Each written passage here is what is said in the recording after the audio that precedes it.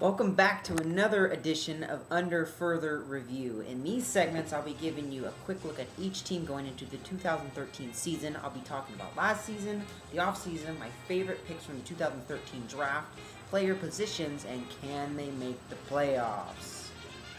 Today on my board, we have the Philadelphia Eagles from the NFC East Division. First, let's quickly look at what happened last year. They finished a disappointing 4-12 season. Didn't make the playoffs for the second straight year. Michael Vick underperformed all season, was a turnover machine. Injuries devastated the O-line and finished 29th in points and points allowed. That's terrible. Sacks also went down, which ranked them 25th in the league. The offseason. From the quote dream team by Vince Young to my quote the stink team. The Eagles completely fell on their faces again, which ultimately led to the firing of Andy Reid, who was the winningest coach in franchise history for 14 long years with the franchise. Wow. The Eagles went and hired Chip Kelly from Oregon, who had an amazing amount of success there, especially with his high-flying, up-tempo offense. Only thing is, Kelly's never coached in the NFL, and most coaches that make the leap from college to NFL usually don't have too much success here. But he seems confident that he can lead the Eagles back to winning again. But there's an unsettled quarterback situation, a defense which hasn't been able to click just right, giving up an average of 27.8 points a game last season, and are now switching from a 4-3 to a 3-4, and an injured offensive line which just declined the production for LaShawn McCoy, who only rushed for 840 yards and 2 touchdowns last year. There's also a lot of new faces on the Eagles coaching staff, and a total of 19 new coaches assisting Chip Kelly this season, and notably bringing in with Pat Shurmur to run his offense and Bill Davis to run defense. A new chapter in Philadelphia is beginning, folks, and hopefully the Eagles are heading in the right direction with Chip Kelly while they try to rebuild. Now, my favorite picks from the draft. For my favorite, I'm going to go with tight end Zach Ertz from Stanford. I think he can add another dimension to the offense, and with a healthy line, the Eagles will have this season. He's 6'5" and has a knack for finding open spots on the field, especially in the middle. With him and LaShawn McCoy and Deshaun Jackson can be a damaging triple threat in this offense. I think he should have gone the first round, but the Eagles' first round pick Lane Johnson, there's no going wrong with him either. So obviously, for the reasons of the injuries that suffered all throughout the O-line last year, the Eagles need a good reinforcement if one of their top linemen go down this year again on offense. I like Johnson for his excellent athletic abilities. Positions. Quarterback. The quarterback. Who will step up for this year for the Eagles? We have candidates Michael Vick, who's been the starter for the last 3 years, Nick Foles, Dennis Dixon, and rookie from USC, Matt Barkley. Kelly is implementing his read option to the Eagles, and it appears only one QB seems to fit. And it seems like the 33-year-old Michael Vick could be the guy. But Vick has serious issues turning the ball over and can't help but think Chip is not going to be standing for this for his offense. He cannot be throwing interceptions and fumbling the ball. You know, a quarterback throwing 24 interceptions and fumbling 21 times last year in the past 2 seasons is not going to cut it. So, I mean, Vick wasn't even that good running no huddle with Andy Reid either. Vick also can't stay healthy throughout the season. He's only had 1 season where he stayed healthy all year, so that's an issue.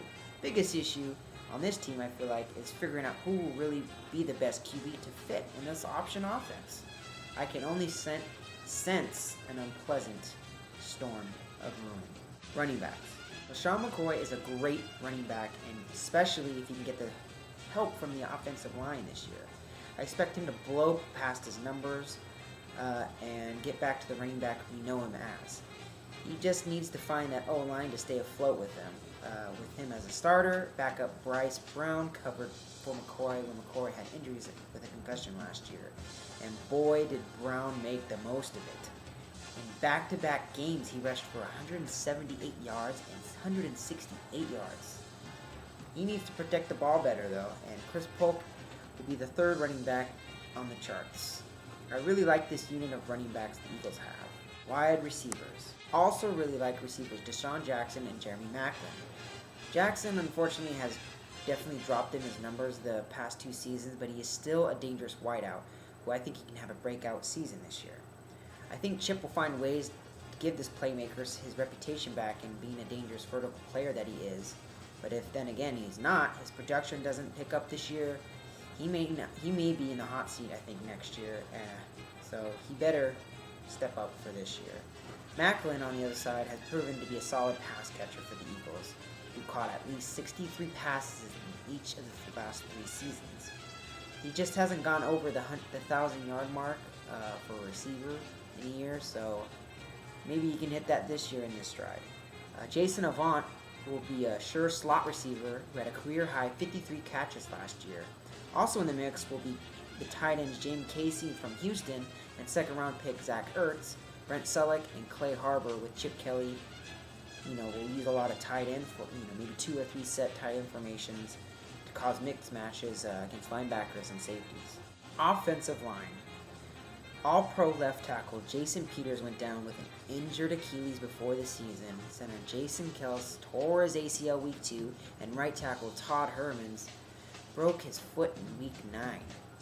That's a lot of blows to your line, which was felt a lot on this offense. But these guys should be back healthy, ready to start the season. Also with first-round pick Lane Johnson, who should be starting at right tackle, and Herman's sliding guard. Left guard Evan Mathis played well with the inexperience on the line. I would like to see how 2011 first-round pick guard Danny Watkins responds this season, while last year he struggled a lot and spent most of the season on the bench. This will be a very improved line, so they just need to stay healthy, and hopefully they don't get too many blows like they did last year. Defensive line. Now that this defense is switching to a 3-4, Eagles signed 32-year-old Isaac Sepulveda, who can play the nose tackle and the 5 technique in the 3-4, who will be battling Antonio Dixon for the starting job. Both are 2 solid run stoppers. Fletcher Cox, who had 5.5 sacks last year, will play the 3 technique tackle, which will have him line up on the ends. Cedric Thornton will also slide out to the end in 3-4 alignments. They lost Colin Jenkins, Mike Patterson, and Darryl Tapp on this line, which I think will hurt them a little bit for this young unit of linemen. Linebackers. I don't know what really to expect from the linebacker corps. Trent Cole is coming off a poor season, who played with a broken hand, who will be an edge rusher along with the up-and-coming Brandon Graham. D'Amico Ryans is a solid inside linebacker, but he may not be a 3-down back guy. I don't really kind of see that. And Mika Kendricks will be on the other side of the linebacker. Sometimes change is good, but I feel like this defense will get caught with their pants down. And I feel like the linebacker corps isn't that strong and will be taking a while before this defense gets the hang of it. I can't see that too many players, especially with the linebackers, will make this smooth transition. Maybe next year. Secondary. Bye-bye Nnamdi Asomugha and Dominique Rodgers-Cromartie. Man, did the Eagles had to bite the bullet with these 2 cornerbacks. Not only were these guys a huge disappointment, but the secondary gave up a total high last year. Franchise high, 33 touchdowns. Passes. That's unacceptable. Eagles went and signed Kerry Williams from the Super Bowl champ, the Ravens, and Bradley Fletcher. Williams should be a solid starter, and I like that the Eagles picked him up, but he will be much needed this year and need to stay healthy. I didn't really care for Fletcher, who is often injured, and he started more than 4 games in a season once in 4 years. That's not good and fixing much for the Eagles, and could be in more trouble at the safety position, which was horrendous last year. They signed free agents Kenny Phillips and Patrick Chung and 5th-round pick Earl Wolff. I think you can agree with me that the Achilles heel for this Eagle team is the secondary, so they need to get this part of the defense sorted out fast, or this defense will look silly and competition will just roll over this team. Special teams. Lucky for the Eagles kicker Alex Henry, he is the league's most accurate young kickers. He only missed 7 of 58 attempted field goals in his first 2 seasons. He should have another great season and add to his stats. Eagles signed punter Donnie Jones to to battle Brad Wing for the punting duties. Will they make the playoffs? No. No. The Eagles will not make the playoffs. There's no doubt about it. I do think they'll win more than 4 games this year with Chip Kelly at head coach and all. But this team just isn't ready enough and is going through so much change. I don't even know who will be the starting quarterback at week 1. There's a lot of holes in this defense too, and we'll just go through so much. It just takes time to blossom. So, Philly's in a funk, which I'd like to call P-funk. I think this will take at least another 2 years to get it figured out. Why 2 years? Your QB.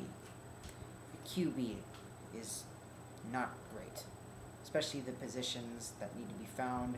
QB is the most important. Who plays QB is the biggest question mark on this team. I think Kelly's offense, from what I saw, requires a mobile QB, and there's only one person that I know that's mobile on that team, and that is Michael Vick.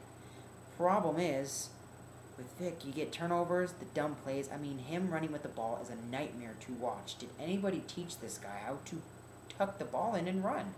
He palms the football and never tucks the football in his chest.